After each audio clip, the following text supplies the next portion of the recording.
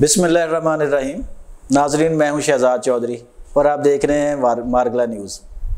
नाजरीन, आज तहरीक इंसाफ के चेयरमैन इमरान खान तोशाखाना केस में सज़ा के बाद गिरफ़्तार हो गए हैं।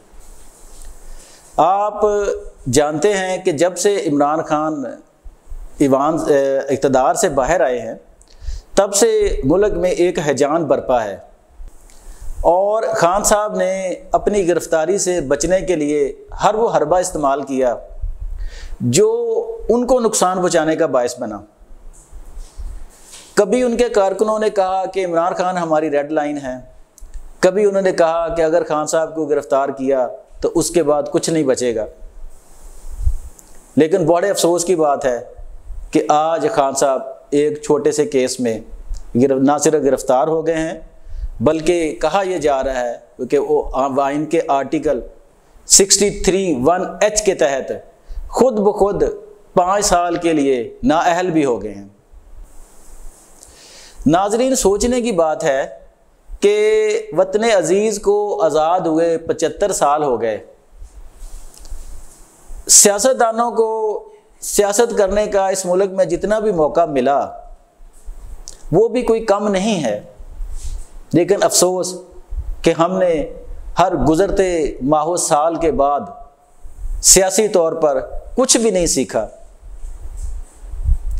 ना हमारे सियासी लोग सियासी तौर पर बालग हो सके और ना ही उन्होंने किसी मरहले पर तदब्बर व हिकमत का मुजाहरा किया।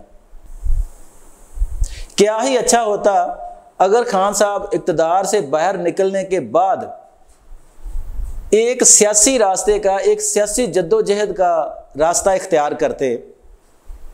अगर उनके खिलाफ केसेस थे, वो आज भी गिरफ्तार हुए हैं। अगर वो 6 महीने साल पहले गिरफ्तार हो जाते तो बताएं कौन सी क़यामत आ जाती। गिरफ्तार तो होना ही था। गिरफ्तारियां पहले भी होती रही हैं। पाकिस्तान के बड़े बड़े लोग गिरफ्तार होते रहे हैं जिन्होंने सालों जेलें काटी हैं। अगर खान साहब गिरफ्तार हो जाते तो कौन सी क़यामत आ जाती। देखें, अगर खान साहब गिरफ्तार होते और वो सियासी जद्दोजहद करते, उस पर अदालतों का सामना करते, खान साहब को रिलीफ भी मिलता, उनकी ज़मानतें भी होती और उनकी सियासत भी बच जाती। ना ये 9 मई का सानहा वाक़या होता और ना ही उनकी पार्टी इतनी बेदर्दी से ख़त्म की जाती। एक बड़ी पार्टी जिसके साथ आज भी नौजवानों की एक बड़ी तादाद वाबस्ता है, उसको किसने तितर बितर किया। ठीक है, उसके मुखालफीन होंगे जिन पर इमरान खान और उनके साथी इल्ज़ाम लगाते हैं कि वो कर रहे हैं, लेकिन कभी क्या तहरीक इंसाफ के लोगों ने, उनके कारकुनान ने और ख़ुद खान साहब ने बैठ के ये सोचा है कि उनके कौन कौन से अमल थे जिन्होंने उनको इस अंजाम की तरफ धकेला। सियासतदान जो होता है ना, वो कभी भी मार्का आराई में, दंगा फसाद में इतनी दूर तक नहीं चला जाता किसी के साथ कि जहां से वापसी मुमकिन ना हो। आज खान साहब के खिलाफ जो केस तोशाखाना का था उस पर फैसला आ गया। ना सिर्फ खान साहब को गिरफ्तार कर लिया गया, अब तक के इतलात के बाद तक उनको अटक जेल में पहुंचा दिया गया है। अब उनके साथ जो भी होगा वो तो आने वाला वक्त बताएगा। यही कुछ अगर खान साहब पहले कर लेते तो यकीनी तौर पर ना सिर्फ उनकी सियासत बच जाती बल्कि पाकिस्तान में एक बड़ी पार्टी आज भी उसी तरह अपने मुखालफिन को टफ टाइम दे रही होती जिस तरह वो पहले दे रही थी। नाजरीन, ये सियासी निज़ाम है। यहाँ ना नफ़रतें पायदार होती हैं ना मोहब्बतें पायदार होती हैं।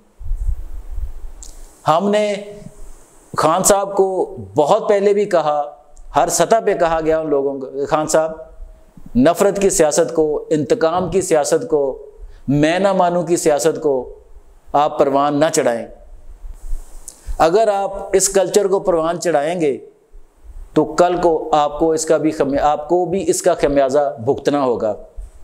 लेकिन अफसोस सद अफसोस कि उस वक़्त हवा के घोड़े पर सवार इमरान खान और उनके साथी अपने सवा किसी और को कुछ समझते ही नहीं थे। जिन लोगों के साथ बैठना खान साहब अपनी तौहीन समझते थे, वो चोर डाकू लुटेरे थे, आज खान साहब उनको ही पुकार रहे हैं कि आए मेरे साथ मुज़ाकरात करें। ये सियासी तदब्बर या सियासी हिकमत नहीं थी। सियासी तदब्बर व हिकमत यही थी कि आप मुदब्बराना किरदार अदा करते, आप खुद को बचाते, अपनी सियासत को बचाते, इस मुल्क को अनारकी की तरफ धकेलने से बचाते।